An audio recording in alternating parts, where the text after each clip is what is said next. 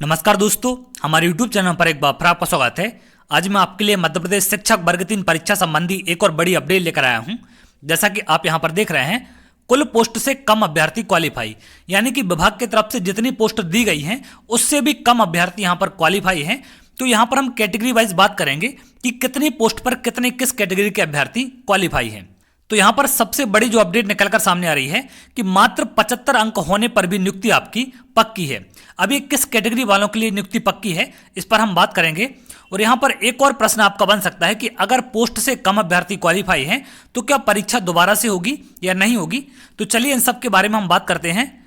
जैसा कि आप यहां पर देख रहे हैं, प्राथमिक शिक्षक भर्ती, स्कूल शिक्षा और जनजाति विभाग की भर्ती के लिए संयुक्त काउंसिलिंग।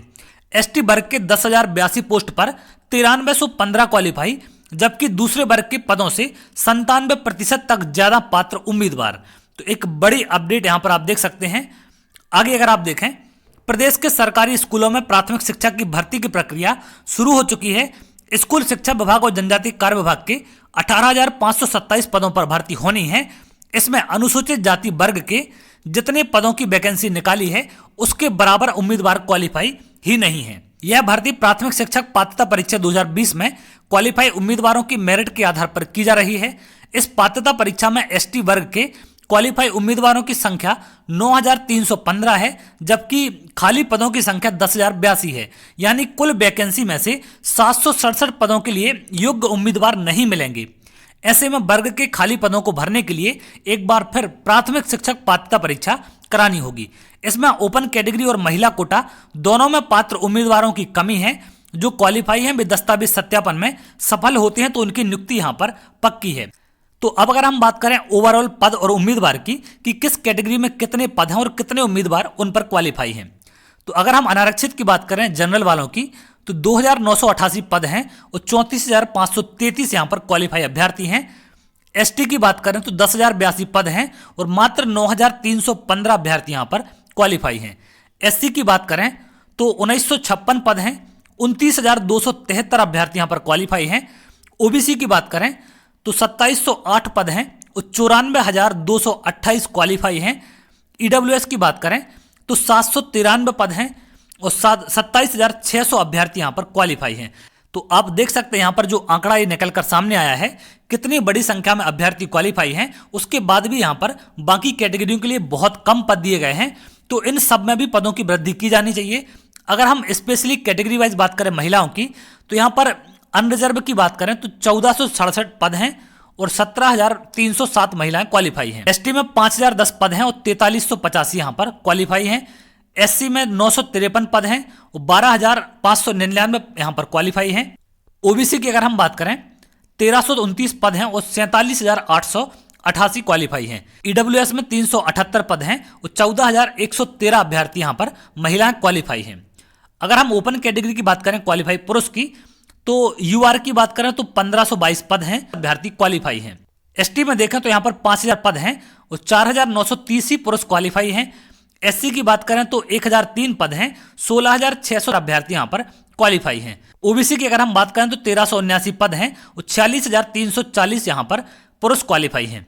ईडब्ल्यूएस में 415 पद हैं और 13,487 पुरुष क्वालिफाई हैं। तो एक सबसे बड़ा जो यहां पर डेटा निकलकर सामने आ रहा है, अगर आप यहां पर अनरिजर्व की बात करें तो इसमें देखें जो महिलाएं क्वालिफाई हैं और पुरुष क्वालिफाई हैं, महिलाएं पुरुषों से ज्यादा क्वालिफाई हैं।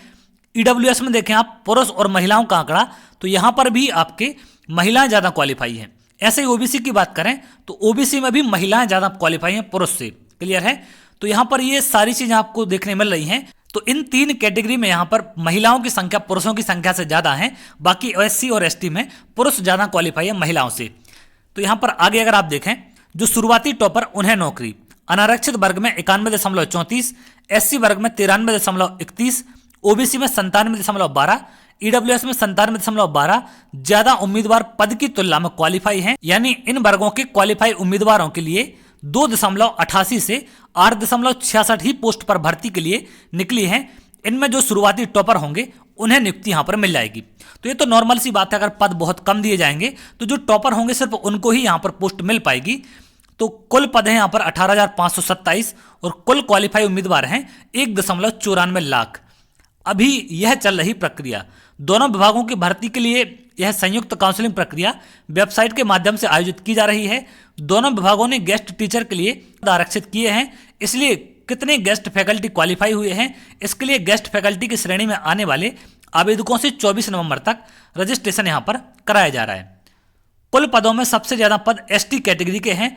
प्राथमिक शिक्षक पात्रता परीक्षा 2020 में कुल 1,94,949 उम्मीदवार क्वालिफाई हुए हैं। प्राथमिक शिक्षकों के दोनों विभागों ने जो वैकेंसी निकाली है उससे 90.40 ज्यादा उम्मीदवार क्वालिफाई हैं। वहीं जो पद निकले हैं उसमें एसटी कैटेगरी के पद ज्यादा हैं। ऐसे में अन्य वर्ग के उम्मीदवार भी पदों की संख्या में बढ़ाने की मांग कर रहे हैं।